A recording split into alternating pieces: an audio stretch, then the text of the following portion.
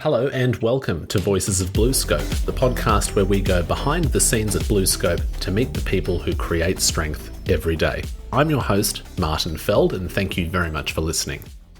Well, today we're joined by Sue Stark, President of BlueScope Buildings North America, or BBNA for short. She's here to talk about this particular part of the global BlueScope business and also tell us a bit about herself and her role. Thank you for joining us, Sue. Thanks for inviting me. Now, to start things off, can you give us a rundown of what BlueScope Buildings North America is? Because BlueScope is quite a global organisation. It's multifaceted. And for example, anyone who's listening from Australia may be less aware of what's going on in the US. Can you give us a rundown? Sure. So Buildings North America is kind of a ultimate downstream business of BlueScope Steel. From the standpoint of we're taking the steel and using it into the building structures.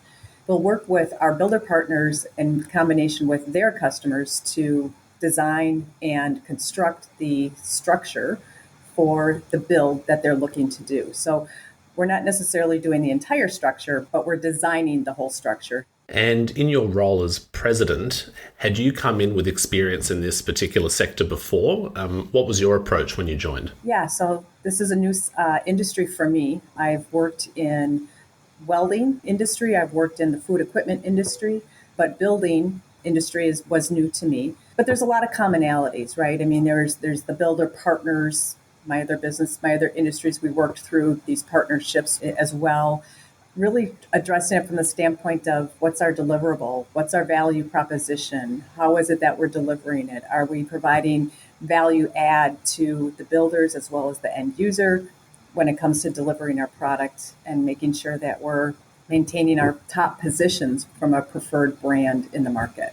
And when you refer to builder partners and end users, that sounds very interesting because it sounds like you're dealing with two potentially very different types of customer. Can you speak a little bit about maybe the balancing acts or things that you have to consider in dealing with so many different stakeholders through your business?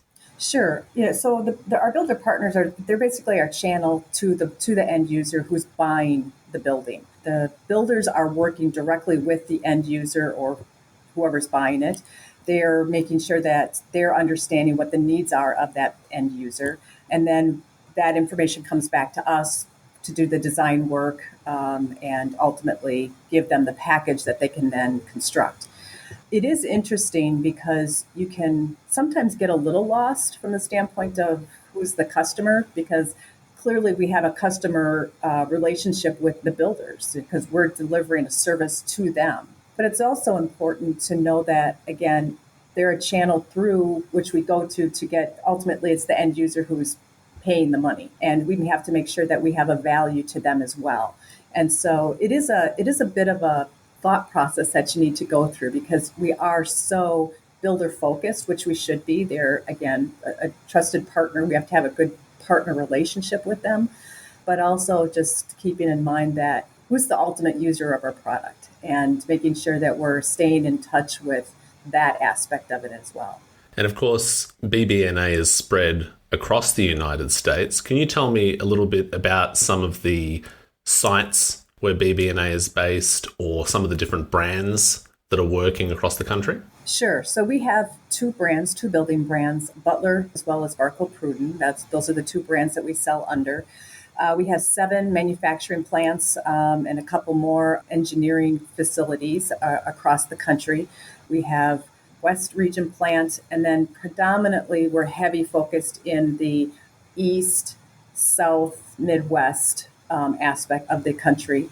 And then we have a facility in Monterrey, Mexico as well to help kind of assist with the lower West and South, as well as some Latin America opportunities that are there.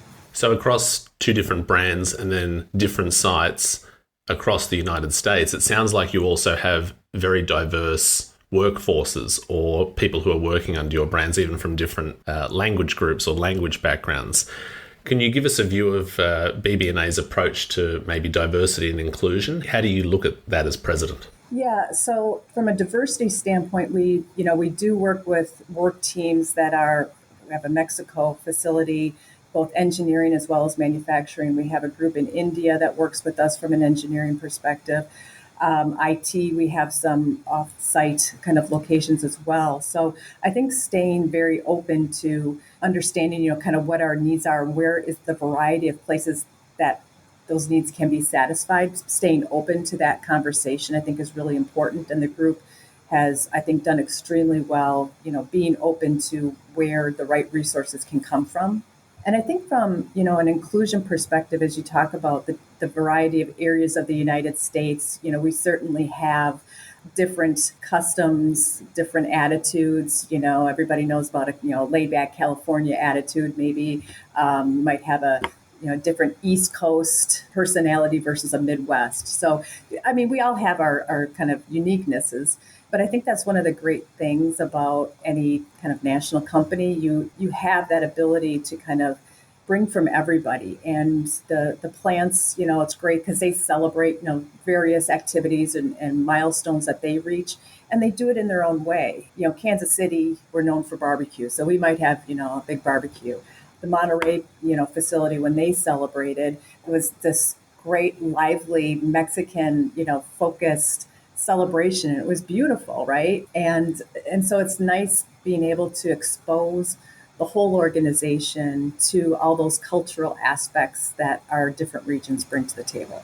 Quick side question. I'm very interested to hear what goes onto a barbecue in Kansas City. What would you normally see or be enjoying around a barbecue together? So a barbecue in Kansas City literally means it's the way the meat is cooked, basically, right? So it's usually a slow cooked, either ribs or a brisket. And there's all these specialty either rubs, spice rubs that go on it, and that might get marinated, or there's special barbecue sauce that you would put on it that gets lathered on and then slow cooked or smoked for hours on end. And so it's this luscious meat covered in sauce. I know there's nothing bad about it. That's what I can say about it. Maybe I should be rushing over to Kansas City for some brisket. I don't know how we can work that into the work trips. Now, I loved what you said about diversity and inclusion there. Particularly that point about people bringing something of themselves to work, that difference, right? And of course, you as president bring something of yourself to work. And you mentioned that you were new to the industry, at least this steel building sector. Can you tell us a bit about yourself and your career background, personally, what brought you to this role? Sure. Yeah, so I grew up in Wisconsin. It's a northern Midwest state, and got hired on as an intern in a welding company called Miller Electric. I stayed there for the next 22 years and really had an opportunity to just grow within that business. It was a family company that ended up getting acquired by a global conglomerate. And so was part of that transition and went from kind of a functional leader, ultimately ended up being able to kind of be a general manager for several different businesses within the organization, learn how to grow and how to build a team. From there, I left Wisconsin and went to Chicago, to where our parent company was located, and shifted industries into the food equipment. And basically did kind of the same role, but just in a different industry with different teams, different challenges. And again, just kind of learned that there's a lot of applicable things across industries, and it's important to kind of find what's similar but also appreciate what's different and be able to kind of accommodate. So I had a lot of fun. It was about 33 years that I spent with the organization overall, and was just kind of ready for something new and different. And, got a call and this BlueScope thing, and I'm just like, I don't even know what BlueScope is. I'm looking it up and trying to learn about the organization. And I kind of, the more I talked about the position in the company, it felt like a fit for me personally. The business itself was interesting. Butler, the whole buildings organization, I thought there was some commonalities again to some of the other industries that I've been with and kind of what we've done. To me, there was a comfort level there, but it was definitely something new. And so that was going to be fun learning something new. But then the culture of BlueScope is ultimately what kind of sold me on it, because I had seen a lot of people come into my former company's culture and implode. It was just not a culture fit, and you could see it happening right in front of you.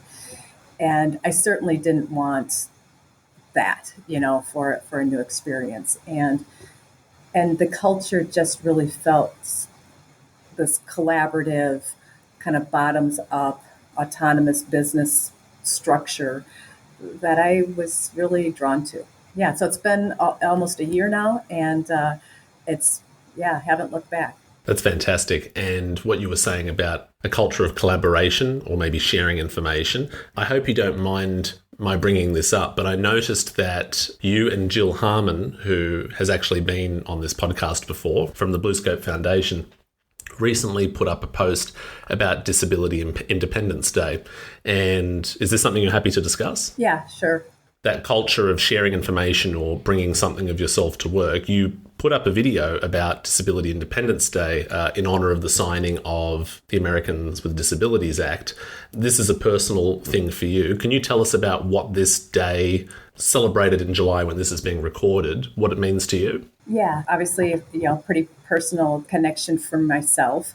I have two daughters that have a form of muscular dystrophy, and as they were growing up, there's a lot of uncertainty when you have kids with that situation, and anybody in that situation, you don't know what's going to happen and what they're going to be able to do. But I think we always just pushed for, you just have to get in there and do it and figure out how it's going to work. And I think that's where the American Disabilities Act has kind of enabled organizations to start accommodating. I mean, I can tell you there's been numerous places that we can't go to because the wheelchairs can't go in. We go through a lot of back doors, back through kitchens to get into a restaurant or things like that, but at least we can get in. And businesses, while they, aren't trying to keep people out, when you're not faced with it, you never think of it. I totally get that. And so ADA started the conversation with businesses to understand, hey, you got to start thinking about this and make your businesses at least accessible. But once you get somebody in, then you really start to understand, oh, well, hey, okay, we have the elevator button down low, but we've also put a barrier in front of it so that people don't ram into the elevator. Oh, well, that's nice, but a wheelchair can't get at it, So it's funny when you start working with, and one of my daughters kind of shared an experience where she was interning at an organization. They had a fire drill, and she knew she needed to go to the stairwell. So she went to the stairwell, but then nobody ever even acknowledged that she was there. And so it was very kind of disturbing for her, because it was just like, this wasn't even a fire drill. There was something that had gone on, and they wanted everybody out, but here she is in the stairwell with nobody. And so again, it's one of those acknowledgments that it's just like, okay, we had the process, but we just need to follow up a little bit to make sure that it's really followed through on. So there's always something that we're learning from this perspective. And and they just keep kind of pushing the envelope, and they've had great employers that have worked with them. They've been very lucky from that perspective, and it's a blessing to be able to kind of see them go as far as they are today. So, no, thank you for sharing that, and everything that you're saying resonates so beautifully with that idea of just having accessible spaces, whether it's in technology, infrastructure, buildings. And it is hard because you can have people who have the best of intentions, but if they don't have that direct personal experience or haven't seen it or observed it, then things that seem very well catered to people can actually completely fail people. So when you come to work with that background and that understanding, how does that affect you as a leader in dealing with different people across your organization? I think it impacts me a couple of ways. I think some people say that I can be calm in situations. And I think to a certain degree, the stress levels for me, my personal stress levels can, I think, have somewhat helped me understand what's high stress and what's not. So I think that's actually helped me kind of be maybe a calm, people might laugh if I say I'm a calm leader, but I think that helps me kind of keep things in perspective. I think it also, there's a sense of enablement, that you're trying to give people and being open-minded to, what can work. And I try to bring that, every day to the organization, really wherever I am, to not enable stereotypes and give people, that chance, that benefit of the doubt. That's great. And that really comes down to, I suppose, being an active listener and being open to learning. And like you said you've been here for a year. I've only been at BlueScope for several years, and I work with people who have much longer career backgrounds, many, many more years at BlueScope or in different sectors or brands of BlueScope, and I learn from them all the time. Is there something that you really relish as a challenge or that you're looking forward to learning in your role as a leader, even with all of your experience behind you? Oh gosh, I love business. I really enjoy learning about a company and what makes them unique and how they continue to evolve and take it forward. I have found, fascination in the fact that, my former company, that they could hardware, nails. How do you keep innovating a nail? It's possible, it's all about kind of what we do. Steel, right? There's all sorts of innovation that goes into it. And how do we perfect it? And, the chemistry that kind of goes into making the steel. Fascinating. I had the opportunity to visit the Port Kembla facility, and just amazing what they turn into steel. I love learning stuff like that. And you make a great point, because Port Kembla and its facilities would be very different from what you're doing within supporting builders in the US, because of what you said at the beginning about upstream versus downstream. And I'm sure that many people based at Port Kembla, if they were to visit your facilities, would be surprised or learn something in the way that you deal with the product. Yeah, the way we kind of bring it all together, and it turns into this massive airplane hangar or a Costco or whatever it might be. Oh, that sounds very exciting. That sounds quite massive, actually. Now, is there anything, just because I'm aware of the time, we're coming towards the end, Sue, is there something that I haven't asked about that you are kind of busting to say? There's nothing burning in my belly. Thank you very much for your description of the business, Sue, sharing some of your own personal story. It's lovely to get to know people on this podcast, and I really appreciate the time that you've spent, particularly given the time zone difference. Absolutely. Thank you so much for letting me share a little bit of what we do. And to everyone listening, if you'd like to learn more about any of the things that Sue mentioned in this episode, make sure to visit the links and show notes in your web browser or podcast app. For further news and updates, you can also follow @BlueScope on Twitter, there's BlueScope on LinkedIn, TV BlueScope on YouTube, and of course the website bluescope.com. Thank you so much for listening to this episode of the Voices of BlueScope podcast. We hope to have you again soon.